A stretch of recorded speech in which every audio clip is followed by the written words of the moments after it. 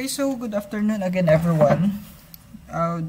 We were going to discuss this evening is about the Division 6 of 16 division in architecture, which is woods. No, yung plastic is for the next lesson na lang natin yan, no? Because it will be going to be, it's too long for one session. So, woods and wood products have several impacts, or we can say there are a bunch of impacts, no, in the usage for the design and architecture. And basically, it has several properties, no, that makes wood a very timely, no, kind of material because of its attractive properties, no, like in the sense of touch, no, it has natural warmth, no, and it can insulate your houses. Workability, so it can be easily shaped with simple tools. No, we're going to discuss some tools of it, know how to manipulate woods and what are the products that made from wood, and some other informations that make wood be more useful in architecture. Wood has also infinite variety, no? No two trees or even pieces from same tree are alike. Why is it? It is because of its natural surrounding, no? They are being affected where they are growing, the climatic condition where they have been grown, and some other factors, no, that makes wood unique on its own properties. It has also strength to weight ratio. So the more heavier it is, the more strength it gives to you, no? So it is used for bridges, boats, homes, and furnitures. Wood also have flexibility, which you can see in the huge trees, because even huge trees can bend in the wind. Fire protection. There are several characteristics of wood which makes them more resistant in fire, no? So it burns slowly and doesn't melt or crumble. So there are such different characteristics, no? It may be coming from your admixture or fire retardant paints, no, or the wood itself. Then wood has several colors, which has natural, through wood's ability to receive many types of stains and finishes. So there are some wood products, no, that are being used for the manipulation of colors, no, like stains and finishes for woods. We have several, or I mean, we have classifications of woods. Number one is the softwood, which come from conifers, no, or the evergreens, and it has needles type of leaves, no. Example natin dyan is yung pine. Nakakita na kayo ng pine, yung patusok, no, na woods. So they are considered as softwoods. So ang palatandaan lang dyan is they have needles type of woods, no? I mean leaves pala. Okay, so there are many types of needle type trees, no? So they are basically, if you want to see or to identify them, tignan mo lang yung kanyang leaves, no? If that is broad, that is hardwood. Pag patusok naman or needle type, yan ay softwood. Okay? As I mentioned, hardwood is yung characteristic niya is broadleaf, or it is also called deciduous trees. So the most Philippine timber are of this kind. So the term hardwood and softwood are often mislead because they have no direct relation. to the actual physical hardness, no? Pag sinabi mo kasing softwood, it doesn't it is not equivalent, no, to softiness, no, of its trunk or its body, no, and it doesn't represents its hardness, no, of the wood. So hardwood may be actually be softer than softwood. So we have the structure of the wood.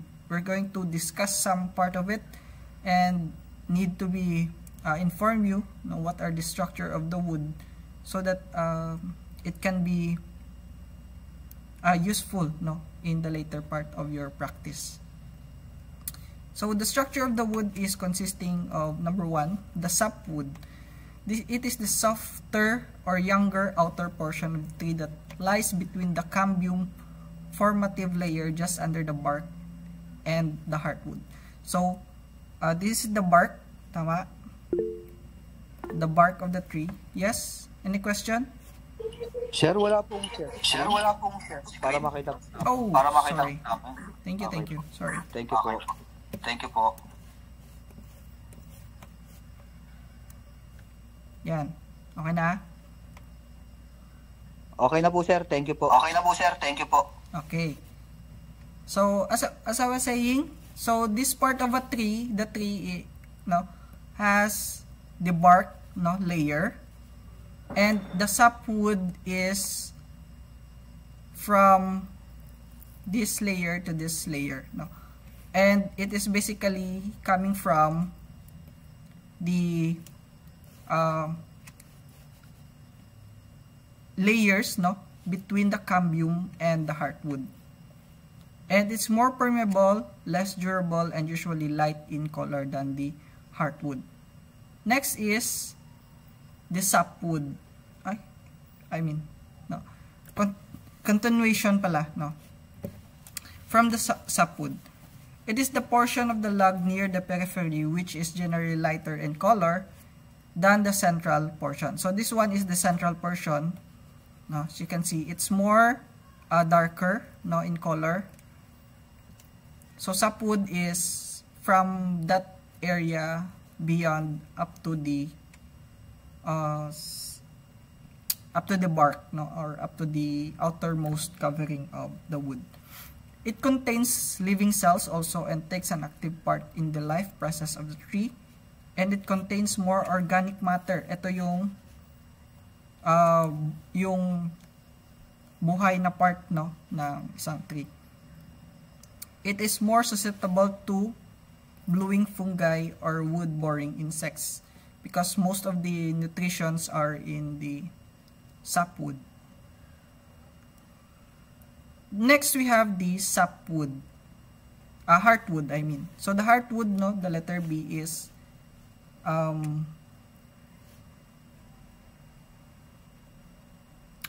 are the older, harder central portion of the tree, which usually contains deposits of various materials that frequently give a darker color than sapwood.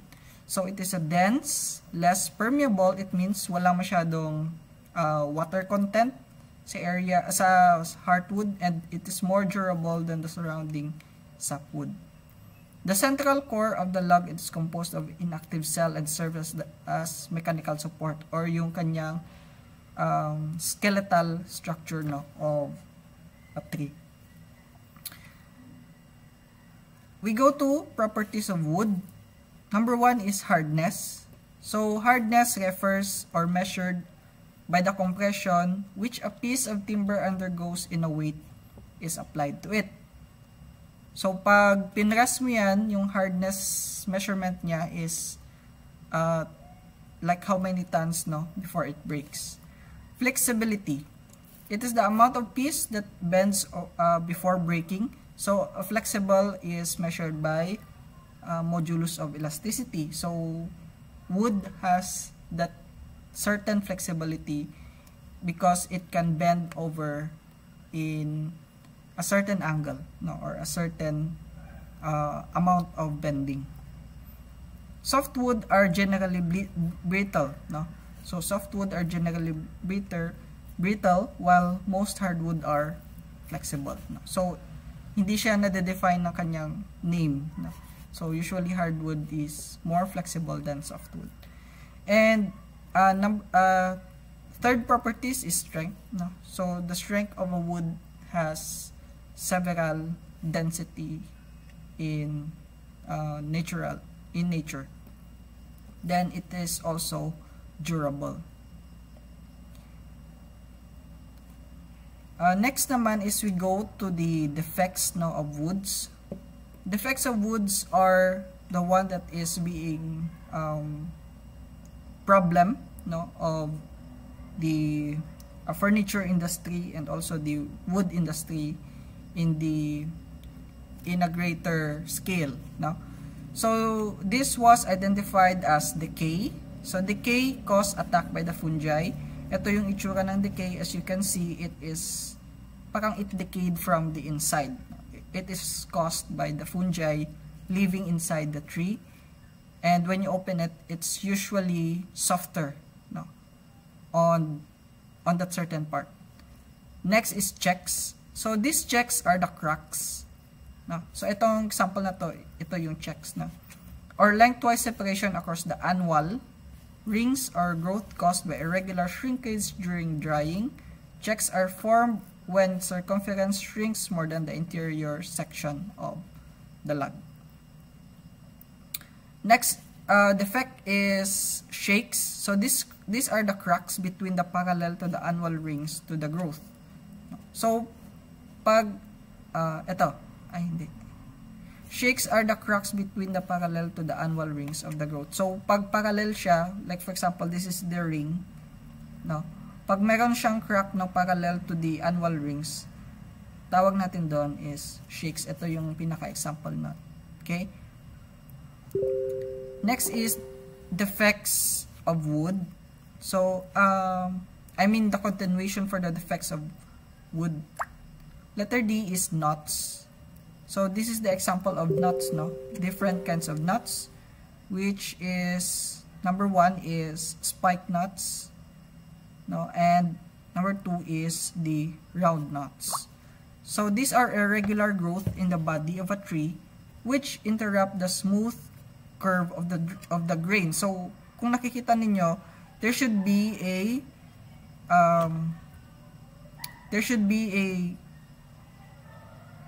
grain, no, which is nakadiretso sana siya, no, in nature, and the knots prevent the natural grain in a wood and becomes irregular. So the fiber of the tree are turned from their normal course and growth around the knots and its point of the tree. So kung nakikita ninyo, it should be stretched, no, up to here, from here to here.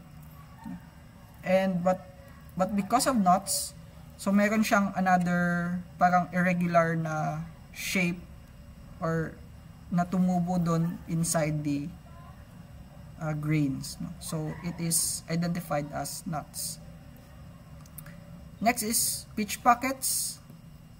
These pitch pockets are well-defined openings between annual rings. No? So yan, kung nakikita natin, it should be diretso, di ba? But because of pitch knots, meron siyang defects, no, na nakuha doon, which identified as pitch knot, and the rings have made an irregular turn, no, because of the defects in the annual rings. Next is wane. So this is the lack of wood on edge and corner of a piece. Wala tayong example ng wane. Next is warping. Defect of wood. Any variation which the plane surface of the piece caused by an equal shrinkage of the board where it become crooked, bow, cup, and twisted. So ito yung mga example no. Crook, usually it bends, no, the edge in a convex or concave, longitudinal. Bow naman is convex, no, or concave din in a longitudinal din, no? Then, ang cup naman is distortion of the face mismo. Okay, para siyang yung face niya is naka-curve. So, tawag natin dyan is cup. Then, lastly, the twist. So, from the name itself, it is a distortion which one corner is being raised. So, naka-twist din kanyang itsura.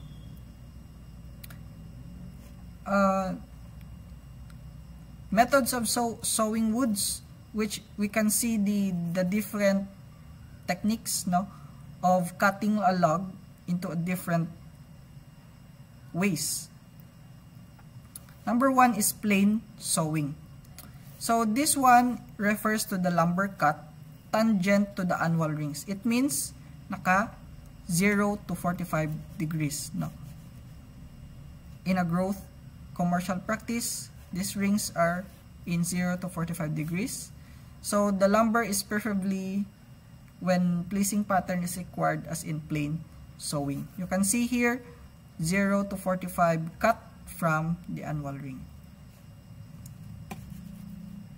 Okay, so ito plain sewing because it has a uniform angle. How to cut the log, no, into plain sewing. Next is we have quarter sewing. It refers to the wood cut radially. Okay, kung napapansin natin, it becomes a radial cut, no. So which is the annual the cut is radially to the annual rings of growth parallel to the race, or in commercial practice cut with the annual rings growth at an angle of 45 to 90 degrees. So ito naka 90 degrees yung kanyang cutting, no? So pwedeng quarter saw ang pagkat. Quarter saw lumber is desirable because it has less shrinkage than plain sawn lumber. So it's important where joints must be kept tight. We have classifications of lumber. So wood that is used in construction is called lumber, no? So it means nakat na siya from logs. So lumber is classified by its size or dimension measured by inches. For example, a piece of lumber is measured 2 inches by 4, so it's being called 2 by 4. So yan yung mga narinig niyo sa mga karpentero na 2x2, 2x3, 2x4, 1x2, mga ganun.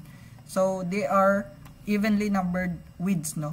So 4, 6, 8, 10, and 12. Usually, yung kanyang width. So they are pag nag-iba kasi yung kanyang size, nag-iiba din yung pangalan. Like for example, this one, strips, no? The different classifications of lumbers are as follows. Strips are lumbers less than 2 inches thick. Pag mas manipis dyan, ang tawag natin dyan is strip. And less than 8 inches in wide. So that is manipis, no? Yung kanyang cutting. So it means, ang tawag natin dyan is lumber strips. Number 2 or letter B, board lumber. So the pieces less than 2 inches thick and at least 8 inches wide, tawag natin dyan is board lumbers. Usually yan yung nakikita natin sa mga furniture shops. And letter C, the dimension lumber, pieces more than 2 inches, no, or much larger than that, and 5 inches in any dimension. That is special cut, no? Tawag natin dyan is dimension number. And then we have timbers, no? Pieces 5 inches or more on the smallest dimension, no? So malalaking cut na to. Ito yung mga timbers. Okay? So those are the classification of lumbers. Yes? Pero nung classification nung nung plywood yan. Classification nung nung plywood sa apat na yon. Sa naka-classify na yun. Strips. Siya naka-classify. Pero yung sa strip siya naka-classify, pero yung plywood is several strips na naka-glue. And then pinrest mo siya, that is plywood. Thank you, sir. Yeah. Okay, sir. Madadaanan natin yan mamaya. Okay, sir. Thank you. Alright, next is we have two most common classification are dimension lumber and board lumber. Kasi ito usually yung mga ginagamit natin sa mga furnitures. No? And usually sa mga ano ngayon, yung pangpormas natin, no? When we do our carpentry works on starting on the construction, no, of your houses. So it is important to realize that the stated size is not its actual finished size. So nominal size is the size of lumber when it's cut from the log. So after cutting, the lumber is dried and then planed on all four sides to achieve smoothness. So the finished size is therefore smaller. So that is nominal size. Yung pinaka final, no, na size niya. For nominal size na 2x4, yung actual size niyan is 1 1/2 and 3 1/2, no? The actual size. Kasi nagsishrink pa kasi yan eh. No, pag dinala mo dun sa inyong mga storage, etc. No? So that is the nominal size for the lumber, and the actual size is magiging ganito na lang yung kanyang sizes because of shrinkage. Kasi pag kinat mo yan, there are possibility na meron pa yung water content, no? Yung inyong mga lumbers. So that is a classification of lumbers, no? As follows. Alright, so this one are the common units, no, of measurement for a lumber. So lumber is being sold from 6 feet up to 20 feet, no? So kumbaga yung haba ng lumber mo, no, is being measured or are being sold to you by 6 feet normally, and pwedeng tumaas yan by 2 feet, no? For example, 2x2 by 6 feet yung binebenta, or pwedeng 2x2 by 8, 2x2 by 10, 2x2 by 12, hanggang mag 20. Yan yung kanyang haba. Special lengths greater than 20 are also available, but cost more per board foot than the standard length. So there are special cut naman, no? So kasi pag commercial cut yung binili mo, you probably the readily available length in the market is usually 6 to 12, no, feet of lumbers. So lumbers is being measured by board foot. So ito yung tinatanong sa iyo ng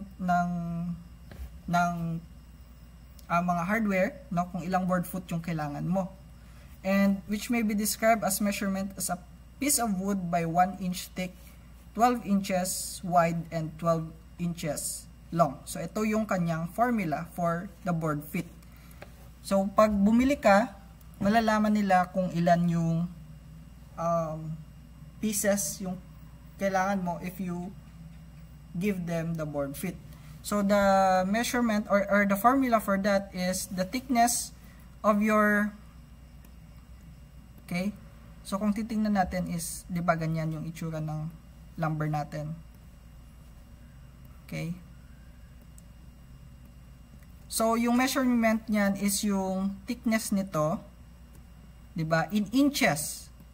Palagay na lang natin 2 inches, okay, 2 inches. Then yung kanyang width, ito yon, yung width niya, which is 2 inches din yan. Palagay na lang din natin 2x2, and length in feet. So ito yung length niya in feet, okay. Palagay natin that is 8 inches. 8 inches. So substitution to the board feet. So the thickness is 2 inches by 2 inches by 8 feet over 12. So pwede ba natin siya i-directly? Hindi pwede kasi nga naka-feet yung isa. So what we're going to do is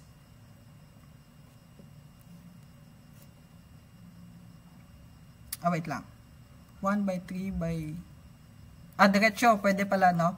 So, pag diniretso natin siya, ganito yung magiging itsura niya, no? 1 by 3 by 4 feet divided by 12 is equals to 1 board foot. So, pag kinalculate natin yan, 2, then 2 by 2 by 8 divide 12 is 2.67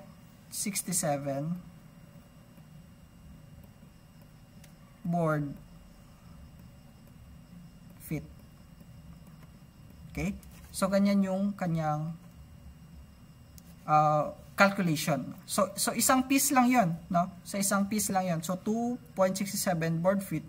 So, kung 10 yung kailangan mo, times mo siya sa 10. Okay? So, 2.67 times 10 is 20.67 board feet yung kailangan mo. Yung measurement na ibibigay mo kay supplier. Tama?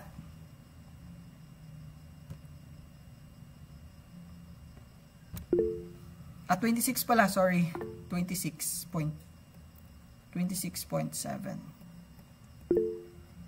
board feet. Yes? Sir, ilang piraso yan kung sakali? 10. 10. Yun nga. Di ba sir kasi yung tinry natin yung sa isang 10. board feet is computation niya is 1 inch by 3 inches by 4 inches. 3 inches by 12 inches. Alanganin siya 4 feet. 2 by 2 by 8, 2 by 2 by 2, 2 by 2 by 8, 2 by 2 by 2, divide 12, di bali alanganin siya sir sa isa. Di bali alanganin siya sir sa isa. Alanganin siya sir doon sa isa. Alanganin siya sir doon sa isa. So, times mo siya sa 10 na 10 pieces, yung magiging communication mo sa supplier is 26.78. So, papasobrahan na lang nila yan if ever. Thank you, sir. So, ito, may example tayo, isa pa. No? So, example, compute natin yung number of board feet in pieces of 3/4. Ito yung size niya. 3/4 by 8 inches by 10 feet. So, yun na yung, ito na yung substitute natin dito. Thickness times width times length over 12. So, ito na yun. So, compute the number of board feet in a piece of 3 by 4 by 8 by 10. 10 pieces of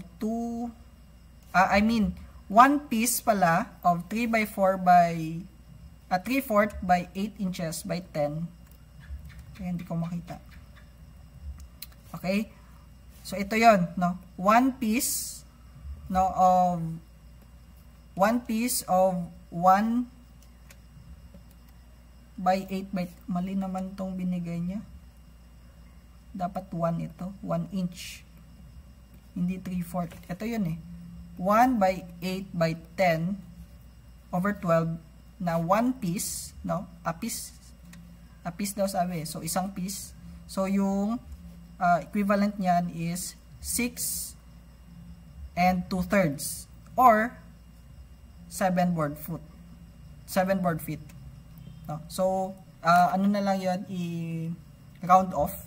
So, 7 board feet yung sa a piece. Then, yung 10 pieces na 2 by 6 by 14 is over 12 is equivalent to 140 board feet. And the 5 pieces, ito yon, of 1 by 4 by 10 is 16 and 2/3 or 17 board foot. So, pag ano natin siya, tinotal natin siya, kasi hindi naman isang size lang yung i-orderin mo sa isang construction eh.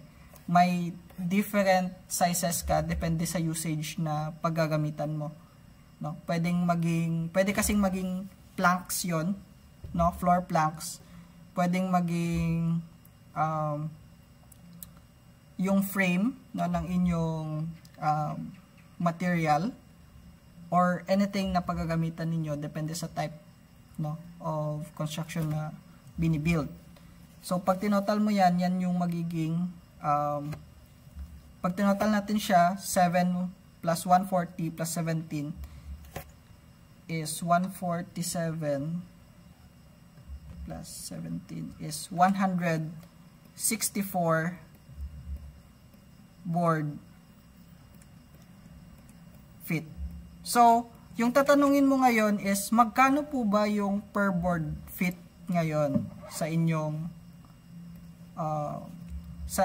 na binibenta nyo ngayon. So, yun yung magiging estimate mo kung ilan yung babayaran mo dun sa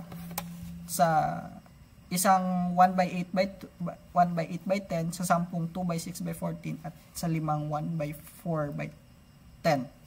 No? So, times mo, like for example, 164, palagay na lang natin, tig 100 pesos, no? Yung board foot, per board foot. So, 167 times 100. So, that is 16,400 pesos yung babayaran mo lahat-lahat. Kukuha.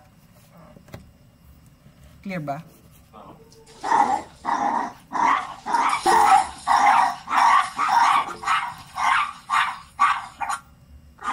Yes. Sir, parang dun sa example, sir, parang hindi yata sila nagbebenta ng alanganin. Kaya ang ginawa nila dun sa example is walang 3/4, walang 1/2, parang gano'n. Na laging equivalent sa 1 yung na laging equivalent sa 1 yung okay. Nagiging round off. Nira-round off nila, sir. Kasi pwede naman siya bawasan dun sa site mo na siya babawasan. Sa site. Kaya tama yung sir, kasi kinumpute ko. Kaya tama yung sir, kasi kinumpute ko. Tumatama. Pati dun sa total. Thank you, sir. Okay. Thank you, sir. Thank you for clarification, no? So, pwede mo kasi siyang bawasan. Yun nga yung isang natin. Yung nominal and actual size. Pwede mo siyang mabawasan. No? So, pag may carpentero ka lang yan, mabilis lang naman kasi yan. Parang ginagamitan lang ng sander. Okay, so let's continue. So, eto, no? It's being reduced after being surfaced or dressed by a planer. So, yan yung kanyang ginagamit na pambawas, no? Wood planer. Thus, the example 2x4 surfaced on 4 sides, no? S4S. Pag tinawag mong S4S, no? Surfaced on 4 sides yung kanyang gustong sabihin, will only be 1 3/4 by 3 3/4. Dressed lumber costs slightly more than rough. So let's go to seasoning of lumber. So seasoning of lumber is the one that is the term, no? Seasoning. Pag gusto natin dried up, no, yung ating mga lumber at mawala yung moisture content sa mga lumbers, no, sa mga logs. But by seasoning we have different types of techniques, no? We have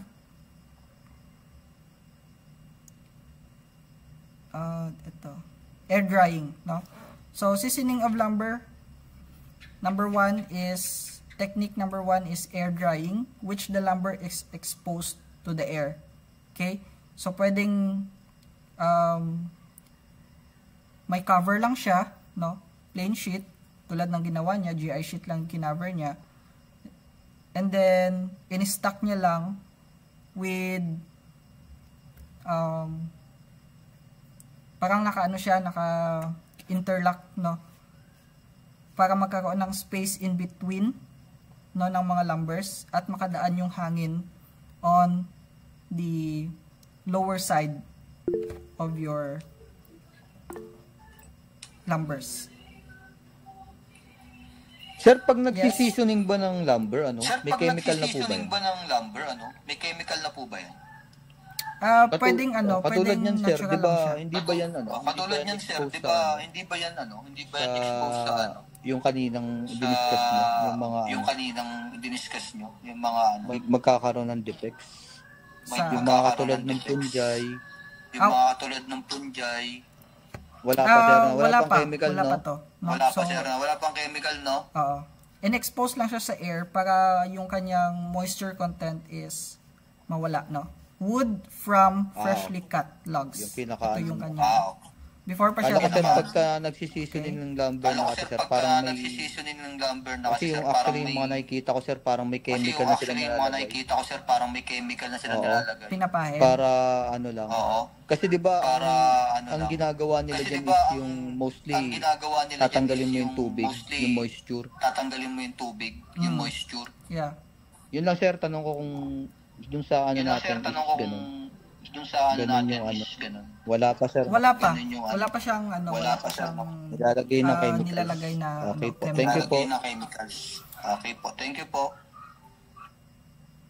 Next technique is kiln drying, which we are using a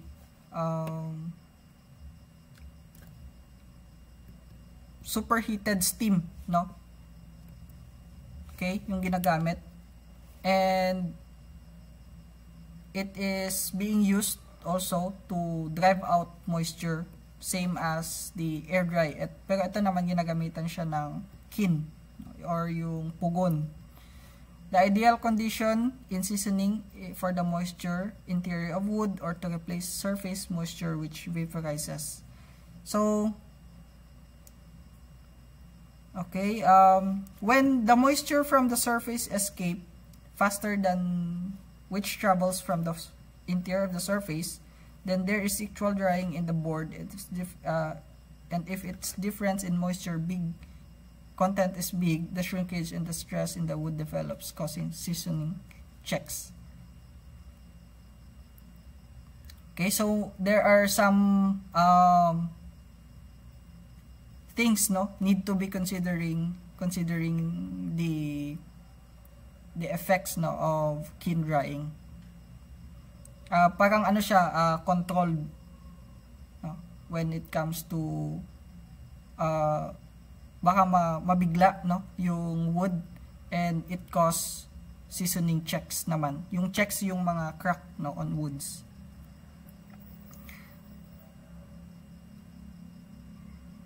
Seasoned lumber, it means yung treated, yung naubos na yung kanyang moisture content, but it doesn't, pag nagsiseason ka kasi, hindi mo totally inuubos yung moisture. Yun yung ano niya, controlled lang yung kanyang moisture sa kanyang katawan ng yung lumber. It has many advantage over green lumber. So yung mga green lumber, yung mga freshly cut logs pa yan, na kakaputol lang, at hindi pa siya na-process. Okay? So seasoned lumber has lessened liability of wood to be attacked by fungi, causing, kasi nga pag masyadong maraming moisture content ang ating mga ginamit na mga lumbers, it probably attracts fungi, causing bluing and decay, and by some wood-boring insects. And seasoned lumbers are naturally be reduced in weight and increase in strength, minimum shrinkage of the lumber, reduced checking and warping, kasi it locks in the tension and shrinkage of lumber itself. Increased nail holding power of the wood pag ginamit na natin siya sa mga joinery. Improve the wood for application of paints and receive wood preservatives and fire retardant chemicals. Okay? Now,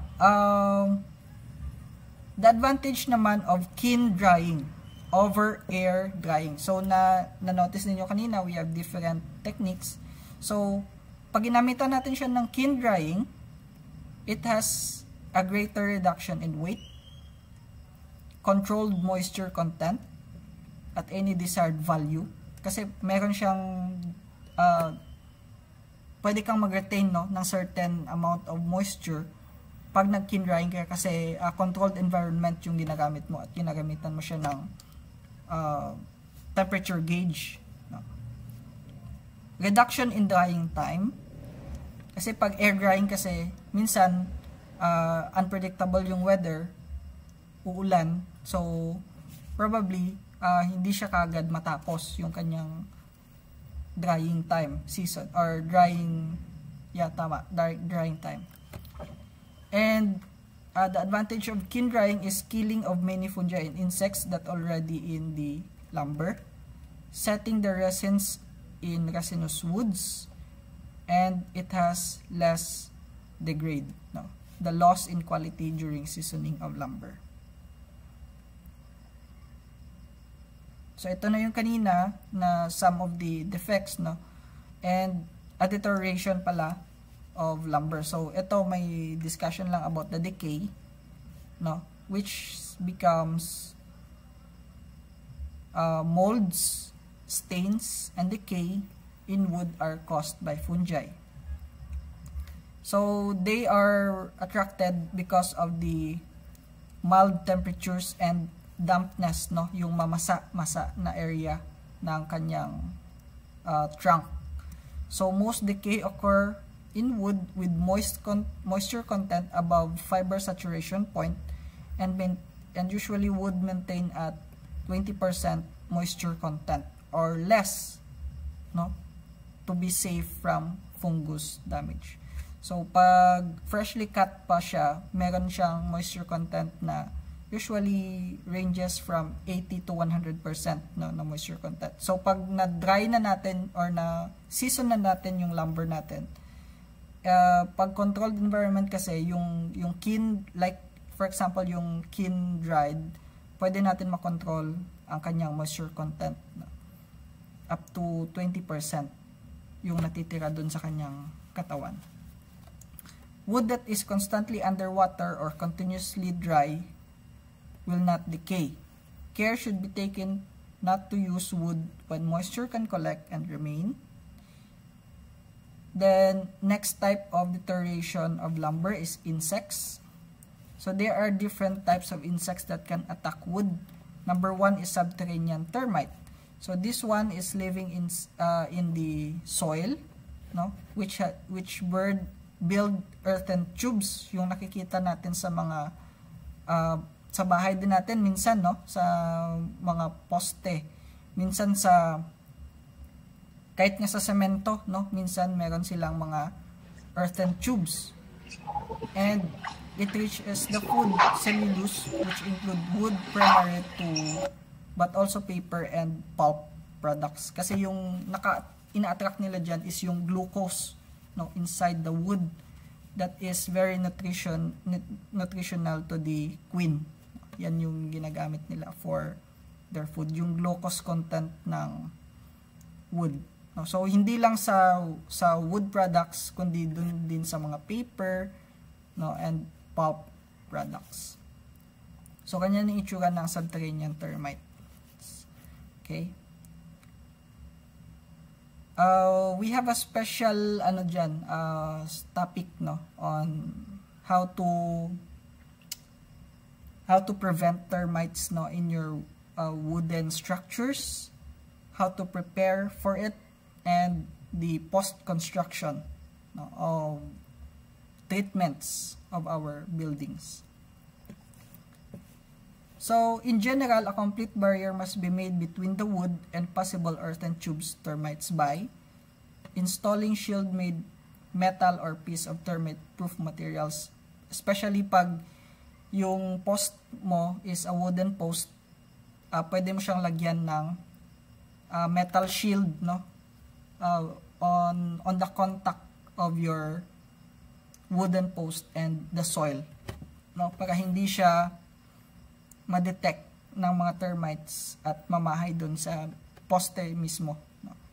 Termite proofing, the wood used construction close to earth, and poisoning the soil adjacent to the building. So ginagawa yan pwedeng before, during, and after, ang soil poisoning, para hindi ma-detect ng mga kalapit na termites yung bahay mo. Deterioration of lumber like insects. Non-subterranean termites, no, from the name itself, hindi sila nakatira dun sa subsurface. So they are only relatively permanent method of arresting attack to use lumber that has been full-length termite proofing, wood preservatives, attention to structural features, sanitation, and is also important. So subterranean termites are the one that is living, no, on the trees and other above soil area, no, na termites. Carpenter ants and powder pest beetles, so they're the one that is also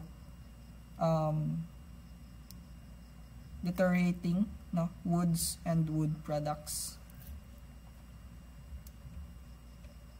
Preservation of lumber, so this one are the treatment processes, no, na sinasabi natin or yung pinapahid natin dun na mga chemicals sa ating wood and wood products so that it can prevent or delay the destruction of your structure. So it is being used to treat or to prevent brought by fungi and insects, bacteria, marine organisms, and fire. So these are the all type wood preservatives. No, we have different kinds of oil type wood preservatives. Number 1 is yung coal tar creosotes.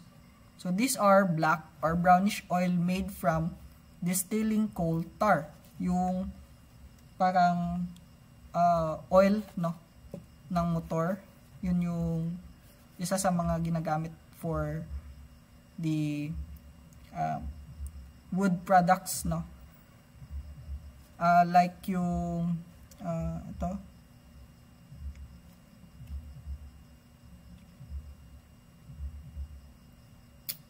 so ipinapahid siya dun sa mga areas, sa mga applications like sa rail tracks, no. Ito yung may area na to, no? So pinapahidan siya ng mga coal tar creosotes. The advantage of this are highly toxicity to wood destroying organisms, insoluble in water, ease of application, and the disadvantage of this is strong unpleasant odor and cannot be painted, easily ignited in the first applied. Okay, so those are oil, coal tar creosotes. So another types of creosotes is derived from wood, oil, and water and gas. So it has advantage as coal tar creosotes but less effective. Creosote solution, we have coal tar petroleum oils 50 to 100% by volume. Same advantage as coal tar creosotes but less effective. Pentachlorophenol, this one is mixture of petroleum oils and 5% pentachlorophenol. High protection against decay, fungi, and termites, and it can be painted. So yung isa is mahirap siya i-paint. No unpleasant odor and less easily ignited than coal tar creosotes. Waterborne, no, yung isa oil-based kasi yun. Ito, waterborne wood preservatives. Number 1 example is chromated zinc chloride or CZC. No. It gives protection also for the decays, insects, fire, and can be painted and no objectionable odor. So the disadvantage of this is cannot be used contact with the ground and water kasi water-based siya. No. Natatanggal ka agad.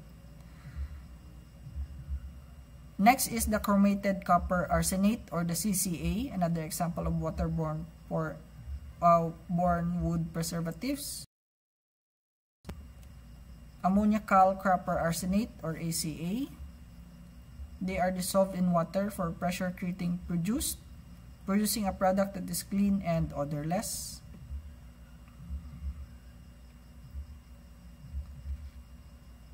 So this is the summary table of the preservatives and its application for waterborne preservatives.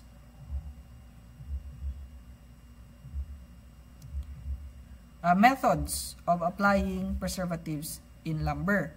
Number 1 is pressure treatment. So it is a method which you can place the wood in cylinders, no, into which preservative is pumped under pressure, no, or ini-inject siya doon. Hot and cold bath method. So first, placing the wood in a bath of hot preservatives, no, so mainit muna for an hour or more para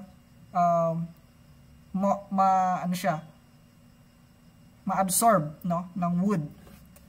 Then withdrawn and quickly placed in a bath of cold preservatives para mag-lock in or tumigas doon sa loob ng wood ang ating mga preservatives. Next is dipping or immersing the wood in a hot preservative for a short time. And then the most convenient one is brushing, no? Yung pinapahid natin mismo dun sa wood and wood products. Treatment of lumbers. There are two methods of treating to increase fire resistance. Number 1 is covering the wood with compound materials. Yung compound materials na to are coatings or layers, no, which the fire cannot penetrate easily. Okay, so example of that is ammonium phosphate, borax, or sodium silicate combined with other materials to provide adherence to the wood, brushability, appearance, and colors. Okay, next type of treatment, yung una is covering the wood, no, or ano natin siya, wrap natin siya ng coatings. Number 2 treatment is impregnating the wood with chemical, no, ini-inject, so which the wood itself is not support combustion. So these chemicals are commonly for impregnation are monobasic ammonium phosphate, dibasic ammonium phosphate, ammonium sulfate, borax, boric acid, and zinc chloride.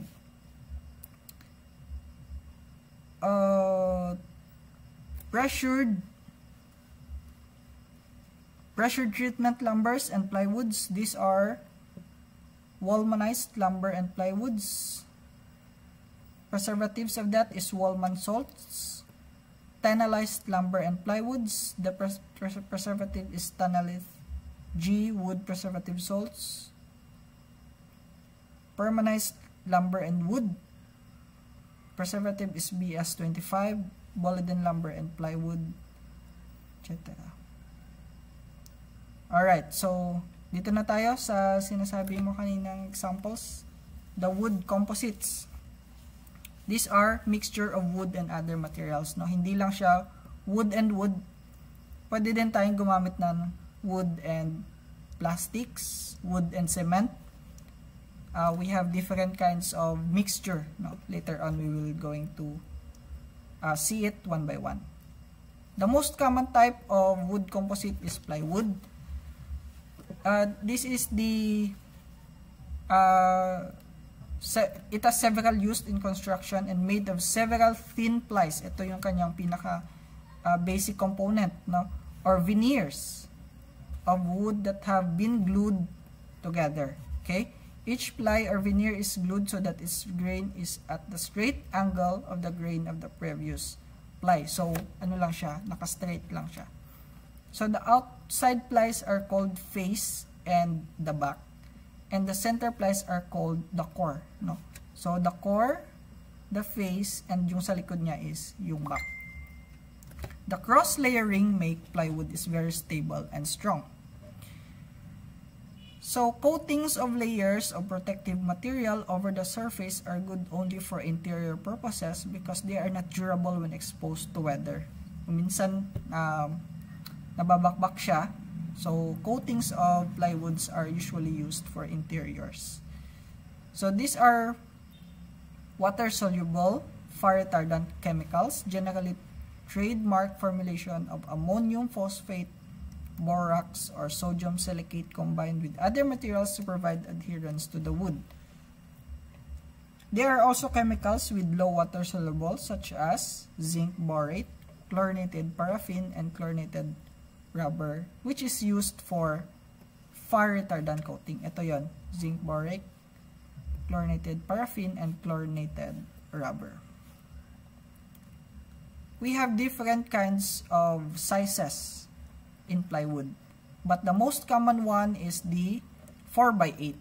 Ito yung nakikita natin na dinideliver usually usually mabibili, no, sa mga hardware. 4x8 or 1.2 by 2.4 meters na plywood. So ito, minsan ka na lang makakita nito. Ito, smaller size, no, 3x6. Pag bumibili ka naman ng plywood, ito yung usually na sinasabi natin, no? 3/16, 1/4, 3/8, 1/2, 3/4, and 1 inch. Pero yung the most popular is 1/4, 1/2, 3/4, and 1 inch. Why is it? Itong 1/4 na to, ginagamit natin to as pang-formas, no, ng ating mga buhos. Or minsan ito, 1/2, para tumagal, no. And it has several purposes, no, pag gusto mo naman siyang gamitin sa interior interior furnitures, no, or interior cabinets. The advantage of plywood, we have approximate equalization of strength, properties along its length and width, greater resistance to checking and splitting, less change in dimension due to moisture content. Hindi siya masyadong nag-expand or nag-shrink, no. We have different types of plywood. Number 1, ordinary, which is yan yung usually nakikita natin sa pang-formas, no, ng ating construction. Number 2 is form plywood. Number 3 is marine plywood, more durable and waterproof. Fancy plywood, which is being used from Nara, Bookmatch, Kalantas Rotary Cut, Tangile Ribbon Grain, Lawaan Rotary Cut, Dao Bookmatch, Rosewood, and Tangile. So those are the types of plywoods.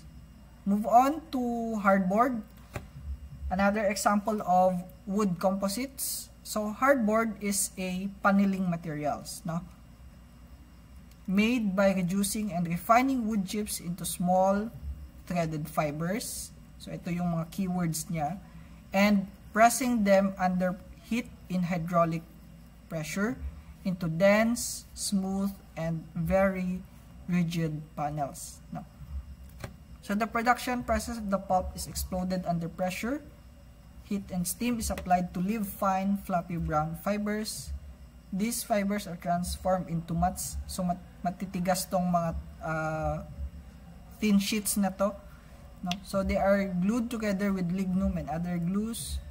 These mats then pressed between steam, heated metal, and plates to give a grainless sheet with one smooth glossy surface and one textured surface. So hardboard is cheaper option than plywood, where strength is not required, no. Hardboard is a smooth surface on one side and screened surface on the other, and sometimes known as masonite, after the man who invented it. There are types of hardboard. Number 1 is standard hardboard. This is a light brown in color, fairly hard, smooth surface on one side and screened impression to the other. And it has ability to flex and easy to bend. Suitable for interior use only, where it's not subjected to moisture. Kasi madali siyang mabrittle, no, pag na-expose mo siya sa moisture. Number 2, hardboard. Sir, yun yung hardiplex, no? Sir, yun yung mga hardiplex. Hindi pa. May mga hard Hindi pa, hindi yan yung hard deflex, sir. Hindi pa, Yung madaling puputok pagka ano, yung madaling tinatamaan ng bato, ganun. Tinatamaan ng bato, ganun. Iba pa pala yan, sir, yung hardboard. Iba pa pala yan, sir, yung hardboard. Thank you, sir. Okay, thank you, sir. So, itong hardboard, different, ano din to, no? Different material. So, some panel board, okay? It's somewhat denser than the standard, but not as dense as tempered. Okay? Next is tempered hardboard. So, this is the densest type, no? Or the most thick, no? Made from impregnating standards and board with tempering compound of oils and resins, baking to polymerize the tempering materials. So the size of this panel is 4x8, no, hardboard, which is a thickness of 1/8, 3/16, or 1/4, obtained either with plain texture perforated surface.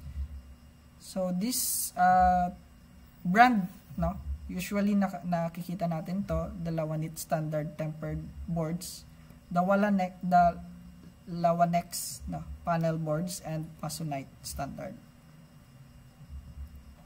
Next in our list, the chipboard.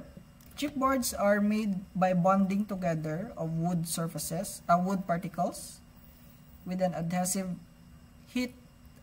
under heat and pressure, to form a rigid board with a relatively smooth surface where it faced a veneer and made from binding phenolic resin of urea or urea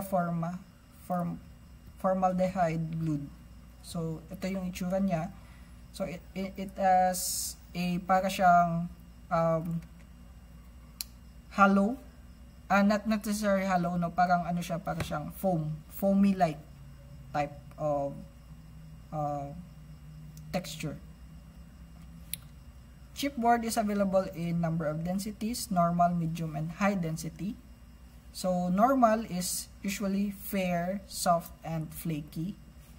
High density is very solid and hard, often used for worktops and fire doors. Medium density is somewhere in between. Next in our list, for the wood composites, fiberboards and medium density fiberboards. Itong mga type na to, pwede na to for the partitions, no, of your rooms, no. Pwede na siyang gamitin sa partitions. Fiberboards are finishing materials made from vegetable fibers such as corn or sugarcane stalks, no. So ito ginawa siya for recycled, no, materials, and pressed into sheets. It is not very strong but has good insulating properties. Therefore, it's usually used for ceiling only. Noon yun, no? So, pero ngayon, ginagamit na siya for, may mga MDF na kasi tayo, itong medium density fibers na mas matibay, no? In our time. It's generally 4x8, no, like a normal plywood in panel size, and a thickness of 3/16, 1/4, and 1/2, and 3/4 thickness. Acoustic fiber board, no, is manufactured from wood, straw, bagasse pulp pressed into boards with or without holes or slots, and thickness from acoustic fiber board varied from 1/2 2 inches and in 1/2 increments. Brand names for the fiberboard. This one, no, Celotex, Canex, Homasote, Filtex, and Bonotex. MDF is a type of fiberboards which is made from wood fibers glued under heat, pressured. So MDF has many qualities that made the ideal alternative for plywood or chipboard. So it is a dense, flat, stiff, and has no knots, easily machined, and fine particles such as material without recognizable grain. So yung itsura niya parang wala na siyang flaky, no, na material na makikita. Unlike plywood, MDF contains no internal voids, no? Kasi ano siya, dense, and it will produce better edges providing it's correctly machined. Next is we have the gypsum board. So this one is a non-combustible building board with a gypsum core, no? Gypsum material. Meron na siyang may mixture na siya ng gypsum. Enclosed in tough, smooth paper, designed to be used without addition of plaster for walls, ceilings, or partition. So it is extensively used for drywall construction. So pwede na din siya for mga partition walls, no? Where plaster is eliminated. So these are the types, no? The standard, illuminated, fall, laminated. So may laminate na siyang kasama PVC laminated, moisture resistant, extra fire resistant, or the type X. So yan yung mga ginagamit usually sa mga condo, no? Na for partitions ng mga bedrooms. We have brand names, no? Boral and Elephant. Two types of edges for the gypsum board. We have the square edge and the tapered edge. For square edge, it is for cover strip jointing, visible but jointed, and paneling with clamp fixing and free suspension. Ito yung ginagamit natin sa mga ceiling. And the tapered edge naman is for seamless joining wall and ceiling paneling. Usually sa wall, no, ginagamit ito. We have different types of gypsum board. Number one is wall board.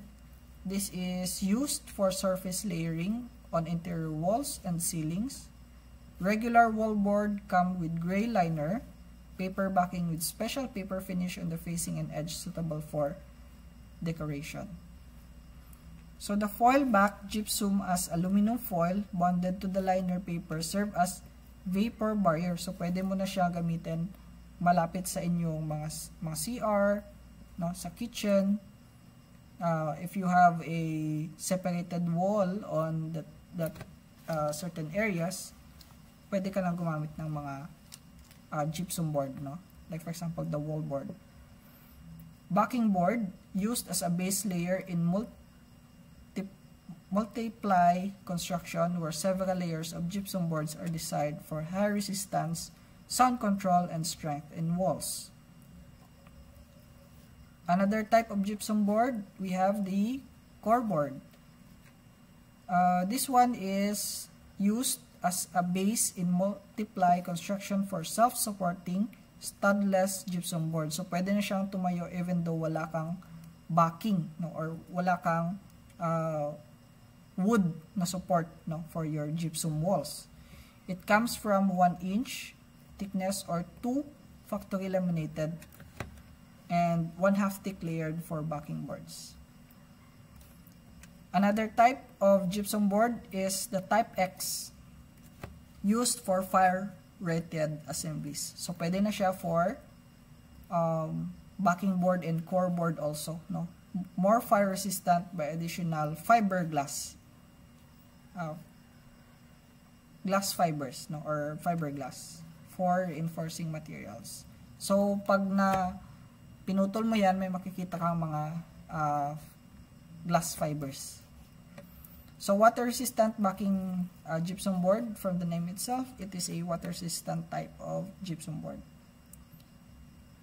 Gypsum sheathing. This is used as a fire protection and bracing for exterior frame walls and must be protected from weather by exterior facing. Gypsum form board. This is used for permanent for casting gypsum concrete and roof decks. Fiber cement. Okay, another type of board. No, we have fiber cement boards. This is comprised of 72% Portland cement, 20% mineralized cellulose fiber, and 8% calcium carbonate. No? So it's more durable than the other types of boards. particle board. Another type of wood composite is particle board. This type of board is made of small wood chips and base material including cotton, stalk, rice, straw, bagasse, conventional wood chips, and sawdust, and is being pressed and glued together. Then last part of this discussion is the millwork. This one is being used for interiors and decorations, no? And also for the furnitures. No? Millworks consist of finished lumber, which is further cut and processed in a lumber mill. Millworks includes doors, windows, moldings, trims, and other ornamental forms of wood. We have different kinds of wood moldings. Ito yung nakikita natin sa mga corners, no, ng inyong mga ceiling connection and wall connection. Pwede din sa corners ng inyong mga bottom boards, no, on your floors and the connection of your floors and your walls. So these are the types, no, the crown, bed, cove, quarter round, half round, etc. These are the profiles, no, na makikita natin sa millworks, no, of types of moldings pala, no, on your pwede siya maging ceiling molding, pwede din siya maging baseboard molding. So this one are the profiles, no, of your millworks. Ito naka-section to, ha, section, baka magtaka kayo kung anong ibig sabihin niya. Section cut of moldings. Alright, so that's the last part of our discussion. So if you have any question, I'll be back in the Google Meet link for the answering your queries. Thank you very much.